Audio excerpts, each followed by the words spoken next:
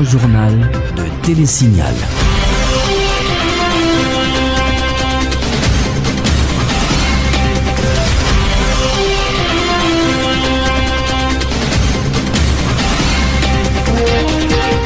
Bonsoir et merci de nous rejoindre pour cette édition du Grand Journal.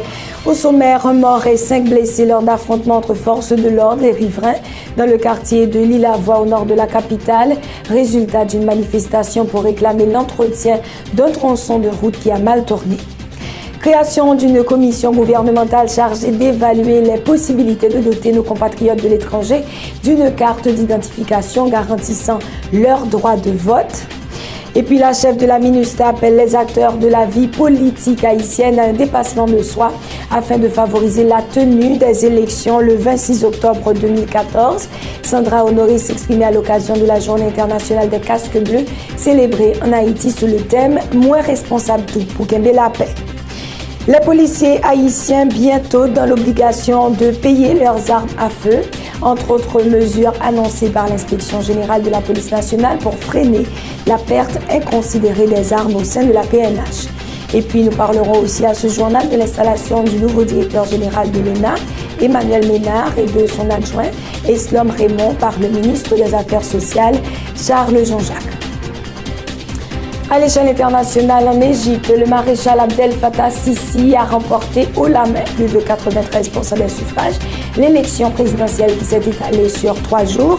Et puis, l'Inde est sous le choc suite à la découverte de 2 jeunes adolescentes de 14 et 15 ans pendues à un arbre dans un village du Nord après avoir été violées en réunion. Ces informations et beaucoup d'autres vous seront développées dans quelques instants.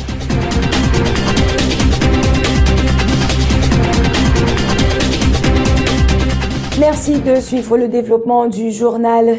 Nouvelle journée de tension ce jeudi dans le quartier de l'Île-à-Voix au nord de Port-au-Prince. Au moins une personne a été tuée par balle et 5 autres blessés.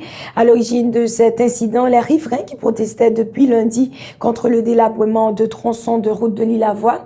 Des agents de l'UDMO et du CIMO ont dû intervenir manu militari pour rétablir l'ordre. Les premières informations recueillies sur place laissent croire que le jeune homme dans la trentaine qui a été abattu l'aurait été par un policier de l'UDMO. Malgré cette perte en vie humaine, les habitants de l'Île-à-Voix n'entendent nullement lâcher prise tant que leurs revendications ne sont pas satisfaites. Le gouvernement étudie actuellement les possibilités permettant à la diaspora haïtienne de prendre part aux prochaines présidentielles haïtiennes, a fait savoir le Premier ministre Laurent Lamotte. Le chef du gouvernement, également ministre de la Planification, présidait aujourd'hui une commission regroupant entre autres la primature, le bureau des archives nationales, l'Office national d'identification, le bureau de l'immigration et les ministères de la Justice et de l'Intérieur, qui a été créé à cet effet, a indiqué M. Lamotte. La commission évalue les possibilités de doter nos compatriotes de l'étranger d'une carte d'identification garantissant leur droit de vote. Les explications du Premier ministre Lamotte. Diaspora, importance li confirmée, importance li pour Haïti, li incontournable.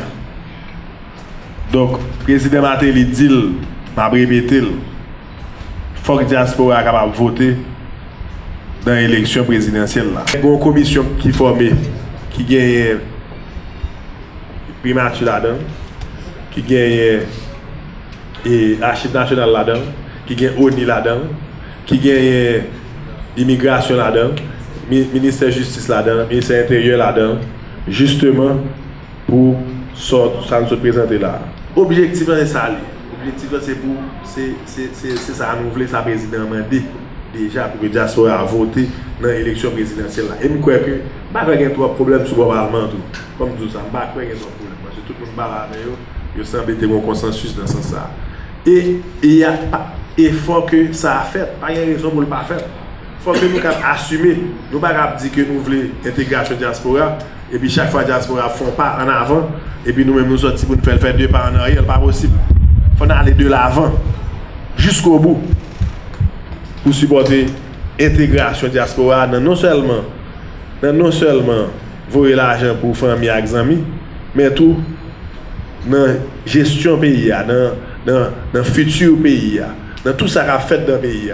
La représentante du secrétaire général des Nations Unies en Haïti appelle les acteurs de la vie politique haïtienne à un dépassement de soi afin de favoriser la tenue des élections le 26 octobre 2014. Sandra Honoré, qui a renouvelé l'engagement de la MINUSTAH à accompagner les autorités haïtiennes dans la réalisation des élections législatives partielles et locales, invite tous les antagonistes politiques à emprunter la voie du dialogue pour dénouer la crise préélectorale. Sandra Honoré au micro d'Yvon Seïd. En ce qui concerne les élections, je souhaite à nouveau faire appel aux acteurs politiques haïtiens à tous les niveaux, dans l'intérêt supérieur de la nation, de prendre toutes les mesures nécessaires et de faire les concessions qui s'avèrent essentielles afin d'avancer vers la tenue des élections législatives partielles, municipales et locales au plus tard le 26 octobre 2014, comme convenu durant l'historique dialogue inter-haïtien. Il est extrêmement important de continuer ce processus de dialogue afin de renforcer la confiance mutuelle et d'assurer que des élections transparentes, crédibles et inclusives se tiennent en 2014. Les Nations Unies réitèrent sa volonté d'accompagner le pays et la population en apportant son appui tant opérationnel que sécuritaire pour le bon déroulement des dites élections. Mesdames et messieurs, toute mission de maintien de la paix est conçue pour veiller à ce que les structures de sécurité et de stabilité soient approfondies dans les pays hôtes afin que la présence de la mission devienne non essentielle. Rappelons-nous du message pour cette journée du secrétaire général Ban Ki-moon qui nous exhorte à être une force au service de la paix. En parlant justement de la MINUSTAH, il faut dire que c'est sous le thème « Moins responsable tout pour qu'aimer la paix » que la journée internationale des casques bleus a été célébrée en Haïti ce jeudi.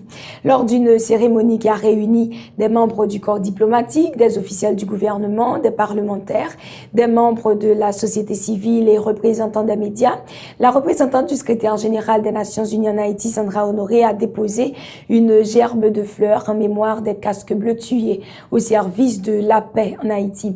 Dans son allocution de circonstance, Madame Honoré a salué le professionnalisme des agents onusiens présents en Haïti depuis 2004.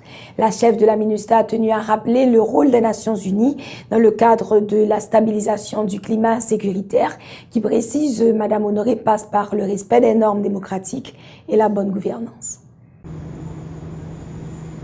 Bourad Nations Unies à Haïti inscrit dans le cadre de solidarité avec un pays membre fondateur organisation, un pays qui démontre importance, liberté, coopération et solidarité depuis l'indépendance dans l'année 1804. Collaboration avec Haïti chita sous des explications. Première raison, c'est une réponse à la façon sécurité dégringoler dans le pays et puis en réponse à des manes autorités haïtiennes ont été faites en 2004 pour mettre un point final à la violence à l'examen. Deuxième raison, c'est pour une institution pays d'Haïti qui gagne pour respecter le principe bon gouvernance, état des droits, respect droit moun, avec droit pour chaque monde en société à vivre égal égaux. Dans le cas où certains monde tabliers ou pas de connaître, nous avons dit depuis 2012, dans tête collée avec l'autorité pays d'Haïti, le ministère a commencé un plan de consolidation qui chita sur 4 potomitans. Premier, avancement police nationale d'Haïti, en accord avec le plan 2012-2016. Renforcement capacité pour faire élection, renforcement état des droits avec respect droit moun, et puis 4, quelques progrès sous question gouvernance, cadre un processus dialogue avec renforcement capacité institution dans le niveau central et local. Le sénateur Moïse Jean-Charles demande le retrait sans condition des troupes de la MINUSTAH du pays. Cette intervention a été faite 24 heures après la visite au Parlement d'une délégation de la mission onusienne venue présenter aux parlementaires un document intitulé « Consolidation et transition de la MINUSTAH ». Ce document présente le calendrier de la diminution des effectifs des différents contingents militaires de la mission. Après 10 ans, qui s'est passé? Nous sommes tous capables de constater ce qui passe dans le pays.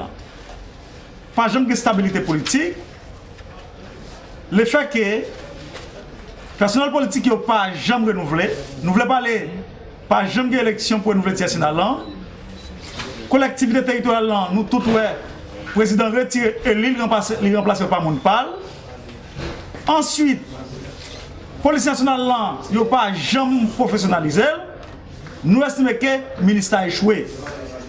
Eh bien, comme nous tous connaissons, nous te présentons une résolution ici, dans le Sénat de la République. Résolution qui baptisait résolution Moïse Jean-Charles, qui demandait pour le ministère qui était payant 28 mai 2014. C'est avec regret. Nous avons informé les peuple haïtien. Hier, nous faisons rencontre avec une délégation qui sortit dans le ministère. Ils sont venus là dans le Sénat, ils ont parlé ensemble avec nous. Comme ils ont une date pour quitter payant, eh bien, au lieu de quitter payant, mais qui document remettre nous, ils ont nous un calendrier de retrait. Ils ont dit nous, à partir de 2015, ils ont commencé à quitter payant, et 2016, ils ont fini de retirer tout dans le pays. Je dis, devant tout le monde là, nous avons une position, nous, et dans nos peuples haïtiens, nous avons répété l'autre fois encore, nous demander pour le ministère qui était payant, sans condition et immédiatement. Nous en avons parlé au tout début du journal. Les policiers seront bientôt dans l'obligation de payer leurs armes à feu. L'inspection générale entend ainsi freiner la perte inconsidérée des armes à feu au sein de la PNH. L'inspection générale de la police nationale qui a présenté ce jeudi, comme à la fin de chaque mois, le bilan de ces opérations. Pour le mois de mai 2014, l'inspection générale a réalisé 614 enquêtes et reçu 47 plaintes. L'IGPNH a également recommandé la suspension de 18 policiers à la direction générale de la police nationale. Les explications de Marc Wilgens, Jean Miko, Denok, Élisée Kajou et Divon Saïd. Moi, ça, le dossier pour ne pas proposer aucune évocation parce que je n'ai pas aucun dossier de nature à demander l'évocation. Nous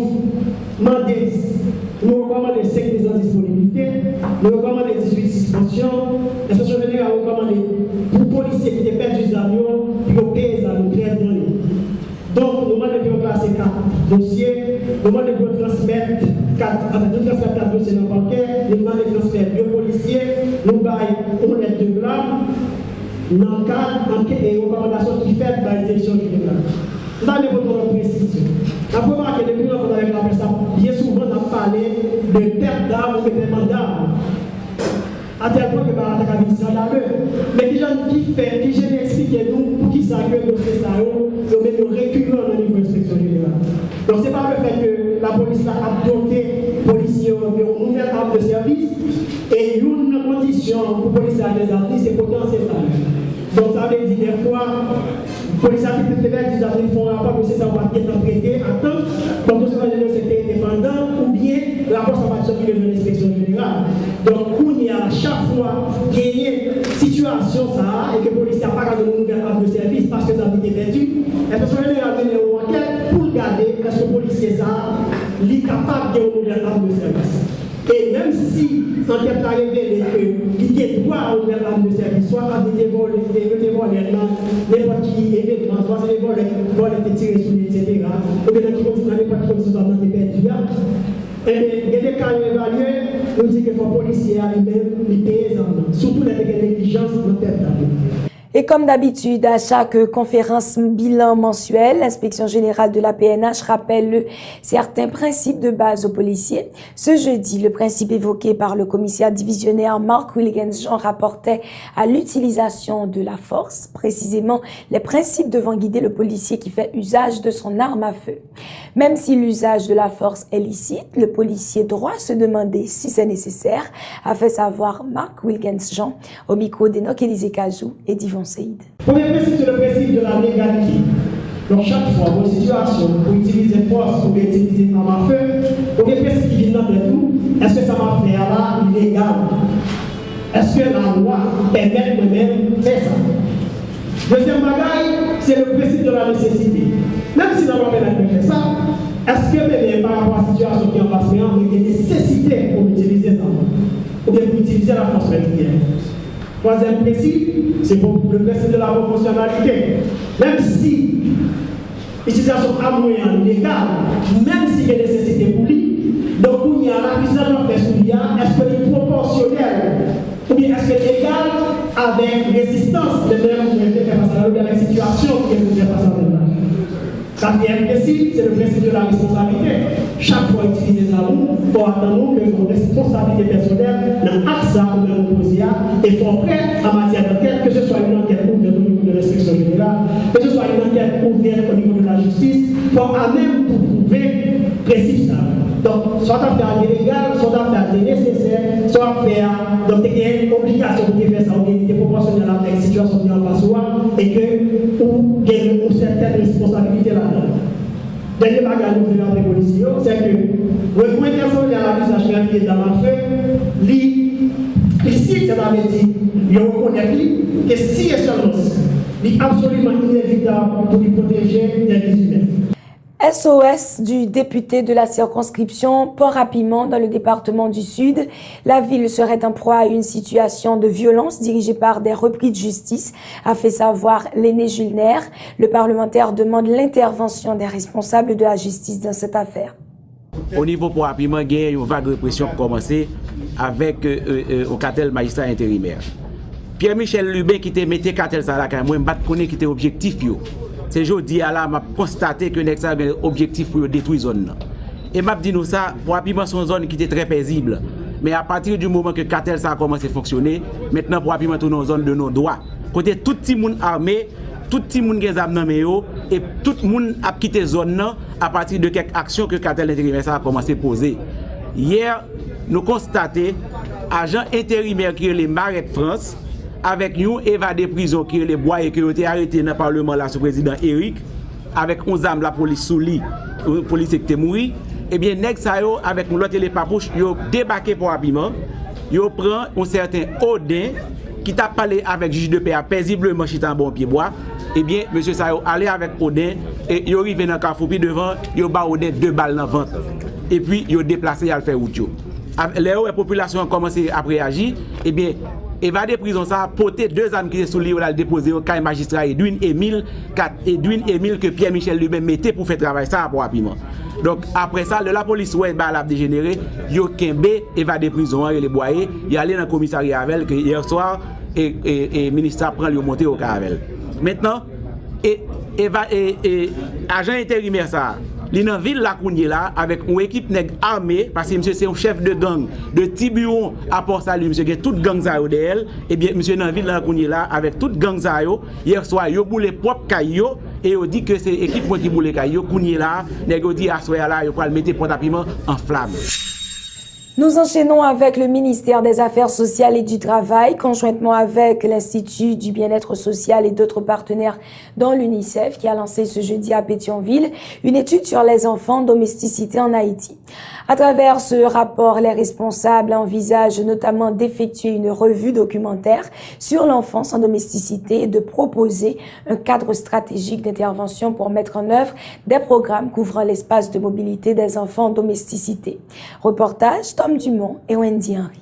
C'est le représentant résident de l'UNICEF en Haïti qui déplore l'absence de documents de référence sur la domesticité et le travail des enfants dans le pays. Edouard Beck-Beder est d'avis que le travail des enfants peut entraver le développement du pays. Voilà pourquoi les autorités étatiques doivent être interpellées par la question.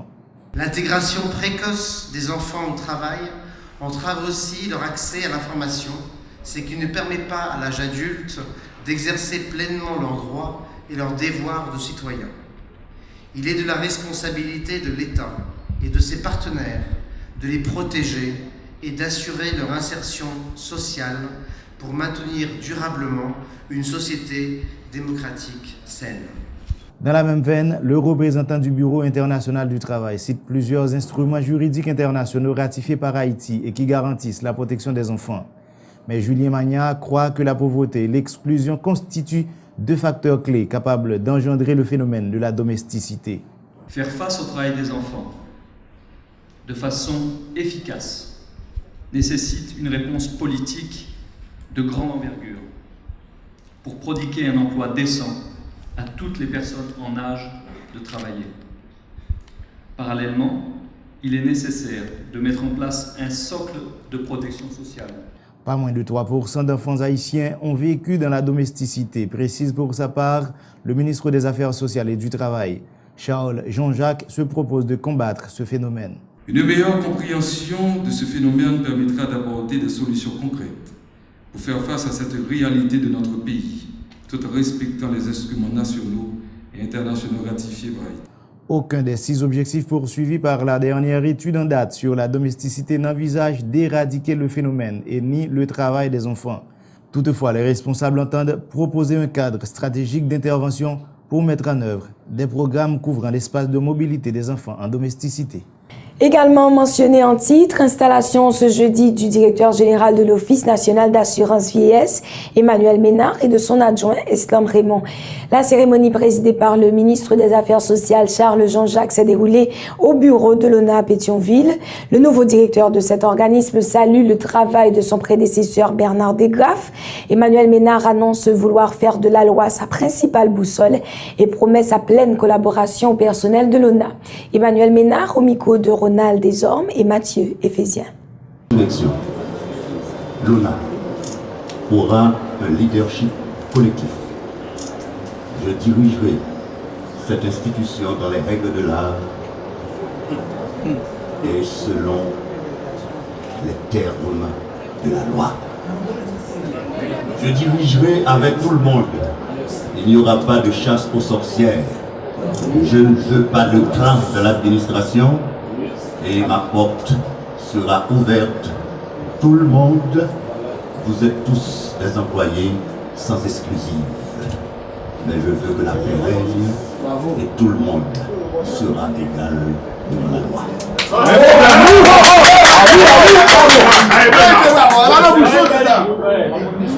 Je veux assurer les pensionnés et les travailleurs que l'ONA restera la France des assurés, la France des travailleurs. Permettez-moi de saluer le courage de mon prédécesseur avec le respect à vous et à toute l'équipe qui a travaillé pendant ces 30 mois à la tête de cette institution. Pour sa part, le directeur général sortant de l'ONA, Bernard Desgraffes, très contesté, se félicite de ses réalisations à la tête de l'institution publique. Monsieur Desgraffes en a profité pour énumérer des actions posées au cours de son passage à la tête de l'institution. Aucun effort, aucun sacrifice n'ont été épargnés pour réussir à construire l'image de marque de cette institution nationale, tant décriée dans un passé récent. Au cœur de notre politique de modernisation s'inscrivait notre plus important chantier. Je vous parlais naturellement de l'informatisation, qui vise à introduire des améliorations majeures dans le traitement et la diffusion de l'information, tant en termes de fiabilité que de rapidité, tout en favorisant des gains de productivité énormes.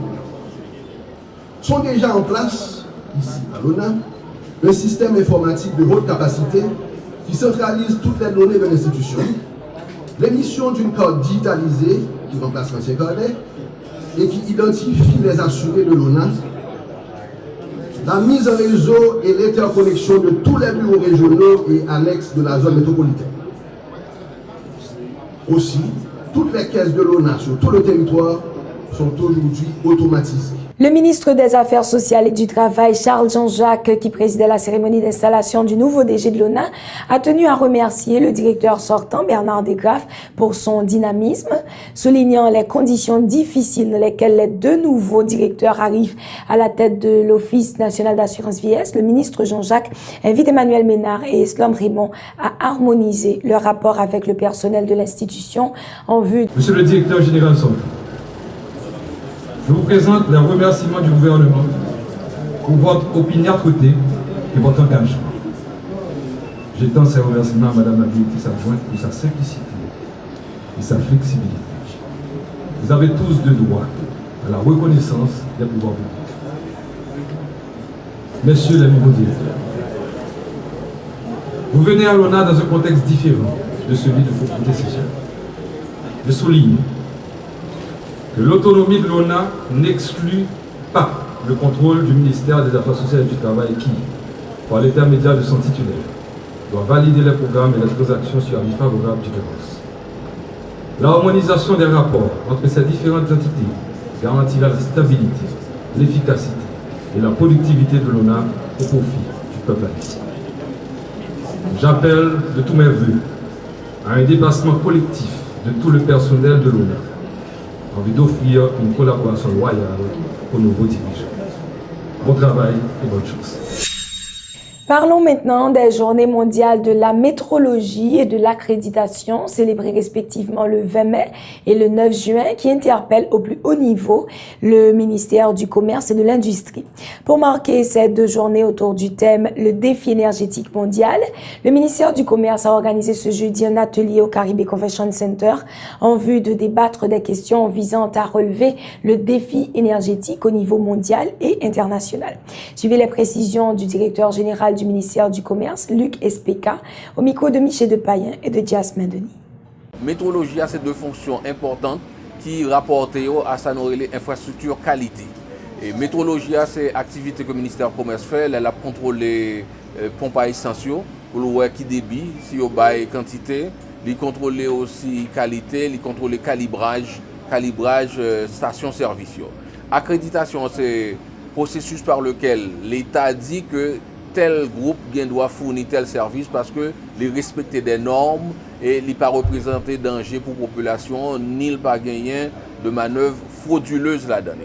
Et toute activité, ça a deux activités, ça fait partie de ça, l'infrastructure qualité que l'État haïtien a mis en place et depuis un certain nombre d'années, le ministère du Commerce et de l'Industrie, à travers institutions à travail, direction et particulièrement bureau haïtien de métrologie, à travail pour mettre en place pour faire que Haïti vienne un pays beaucoup plus compétitif dans le monde là et c'est des éléments qui permettent que les participer dans le commerce international, qui normaliser la vie et que fait tout consommateur haïtien qui a accès à des produits dans des conditions abordables, dans des conditions abordables et à des prix abordables.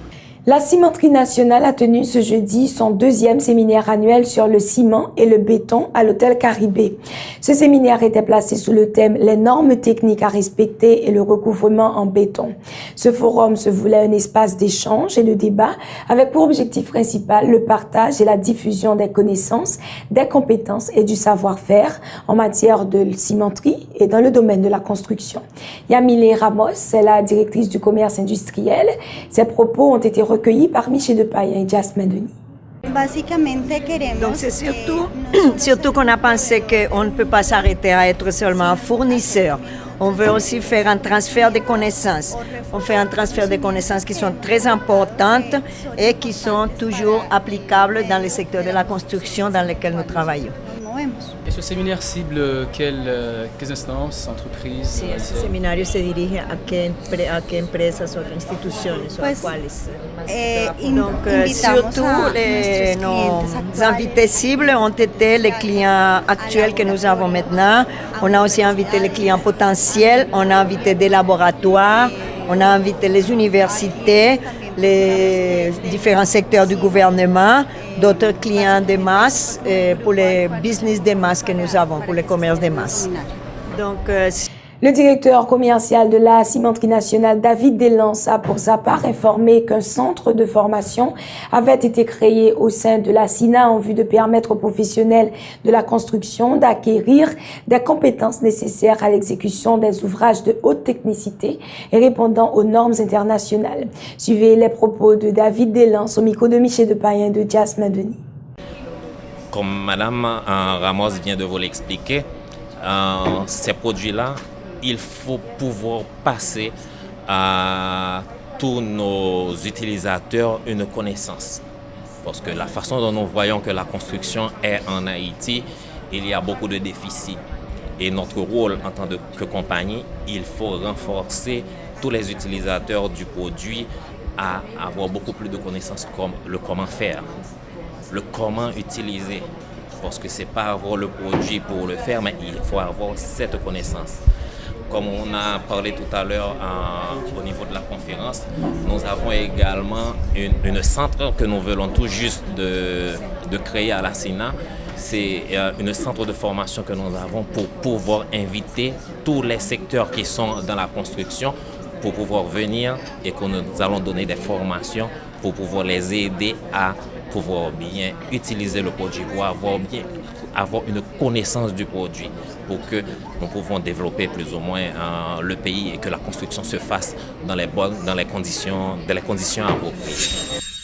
Avant de refermer la page d'information locale, précisons qu'un regroupement de militants dénommé Réseau des organisations pour la communauté haïtienne Roche, basé au niveau de la 3e circonscription de Port-au-Prince, demande des comptes au gouvernement haïtien sur les dépenses effectuées dans le cadre des fonds Petro-Caribé. Le Roche dit constater un ensemble de dérives qui caractérisent l'administration Martelly-Lamotte. Le réseau annonce une manifestation pour le 5 juin prochain, question de dénoncer de mauvaises pratiques de l'équipe au pouvoir et aussi réclamer la libération de prisonniers dits politiques. À l'échelle internationale, en Égypte, le maréchal Abdel Fattah al-Sisi a remporté haut la main l'élection présidentielle qui s'est étalée sur 3 jours. Les dépouillements dans près de 15% des bureaux de vote pour la présidentielle dessinaient déjà, avec plus de 93% des suffrages, annoncer la victoire écrasante de l'ex-chef de l'armée et homme fort de l'Égypte. Plus de précisions avec nos confrères de Renews. Une victoire écrasante pour le maréchal al-Sisi qui s'est fêté toute la nuit au Caire. Ici, place Tahrir, les partisans du nouvel homme fort de l'Égypte célèbrent leur nouveau président, élu à plus de 93% des voix, selon des résultats provisoires. Son unique rival totaliserait seulement 3%. Après 3 ans de crise politique, al-Sisi incarne la stabilité. Ce que nous attendons de lui, ce n'est pas vraiment pour nous-mêmes, mais pour nos enfants. Nous espérons qu'il fasse de bonnes choses pour nos enfants. Pourtant, cette victoire écrasante est assombrie par un faible taux de participation, seulement 44%, malgré les nombreuses incitations au vote, comme par exemple la prolongation de l'ouverture des bureaux de vote. Et cela pourrait peser sur la légitimité de al-Sisi. Cette forte abstention, ce n'est pas seulement de l'indifférence politique, c'est aussi le refus du retour au pouvoir des militaires, ainsi qu'une forte opposition des islamistes. 2 jeunes adolescentes de 14 et 15 ans ont été retrouvées pendues à un arbre dans un village du nord de l'Inde après avoir été violées en Réunion. Des Indiennes manifestent contre les violences faites aux femmes à New Delhi, un signe de soutien aux familles des 2 victimes. Selon les autorités de la zone, 5 hommes seraient à la base du crime. Plus de détails avec ce reportage de Renews. Elles ont été violées avant d'être tuées. Dans le village reculé de Katra, dans le nord de l'Inde, 2 jeunes filles ont été retrouvées pendues à un arbre. Les corps sont restés longtemps ainsi. Les familles des 2 victimes de 14 et 15 ans refusaient qu'on les descende pour protester contre l'inaction de la police alors qu'elles avaient signalé leur disparition. 3 hommes ont finalement été arrêtés pour viol en Réunion et meurtre. Plusieurs autres, dont au moins 2 policiers, sont poursuivis. Quoi qu'il se soit passé, c'est très grave, c'est un très grave problème. Nous sommes aux côtés des familles, se défendait ce policier, et nous prendrons des mesures strictes contre les coupables. De New Delhi, la Commission nationale pour les femmes, souvent décriée par les associations de défense des droits des femmes, a envoyé une équipe enquêter sur place. Cette affaire met à nouveau en lumière la difficulté d'empêcher les violences sexuelles en Inde, et cela en dépit d'un durcissement de la loi, d'efforts pour changer les comportements envers les femmes et de nombreuses manifestations depuis le viol en Réunion et la mort d'une étudiante à Delhi fin 2012. Toujours à l'échelle internationale, un pétrolier nippon a été dévasté par une puissante explosion ce jeudi à quelques kilomètres de la côte japonaise. Une personne aurait été portée disparue et le déclenchement aurait causé plusieurs blessés graves parmi l'équipage. Des détails avec ce reportage de Renews. Un disparu, mais pas de catastrophe écologique en vue après l'explosion d'un pétrolier japonais. Le Shokomaru, un bateau de 998 tonnes, venait de décharger sa cargaison lorsqu'un incendie a pris à bord. Il a explosé quand les flammes ont atteint le pétrole qui restait dans les cales. Le navire de 80 mètres de long se trouve à quelques encablures du port de Himeji en mer intérieure de Seto, une zone d'intense activité maritime. Le Premier ministre japonais a interrompu un débat au Parlement pour annoncer la nouvelle. Le capitaine du navire est toujours porté manquant malgré des heures de recherche dans les eaux alentours. 7 membres d'équipage, tous japonais, ont été récupérés par les gardes-côtes, mais 4 d'entre eux souffrent de graves brûlures. Après des heures d'arrosage, l'incendie semble maîtrisé. Ainsi se referme ce journal juste avant de se quitter. Le rappel des temps forts. Un mort et 5 blessés lors d'affrontements entre forces de l'ordre et riverains dans le quartier de l'Île-à-Voix, au nord de la capitale, résultat d'une manifestation pour réclamer l'entretien d'un tronçon de route qui a mal tourné. Création d'une commission gouvernementale chargée d'évaluer les possibilités de doter nos compatriotes de l'étranger d'une carte d'identification garantissant leur droit de vote. Et puis la chef de la MINUSTA appelle les acteurs de la vie politique haïtienne à un dépassement de soi afin de favoriser la tenue des élections le 26 octobre 2014. Sandra Honoré s'exprimait à l'occasion de la Journée internationale des casques bleus célébrée en Haïti sous le thème « Moins responsable tout pour qu'aimer la paix ». Et puis les policiers haïtiens bientôt dans l'obligation de payer leurs armes à feu, entre autres mesures annoncées par l'inspection générale de la police nationale pour freiner la perte inconsidérée des armes au sein de la PNH. Nous avons à ce journal parlé aussi de l'installation du nouveau directeur général de l'ONA, Emmanuel Ménard, et de son adjoint Eslam Raymond par le ministre des Affaires sociales, Charles Jean-Jacques. À l'échelle internationale, nous nous sommes rendus en Égypte où le maréchal Abdel Fattah al-Sisi a remporté haut la main l'élection présidentielle qui s'est étalée sur 3 jours. Et puis, nous nous sommes aussi rendus en Inde, l'Inde qui est sous le choc suite à la découverte de 2 jeunes adolescentes âgées de 14 et de 15 ans pendues à un arbre dans un village du Nord après avoir été violées en Réunion. C'est la fin de ce journal. Merci de l'avoir suivi. Notre dernier rendez-vous pour la semaine, c'est bien sûr demain, vendredi. D'ici là, prenez soin de vous. Bonsoir.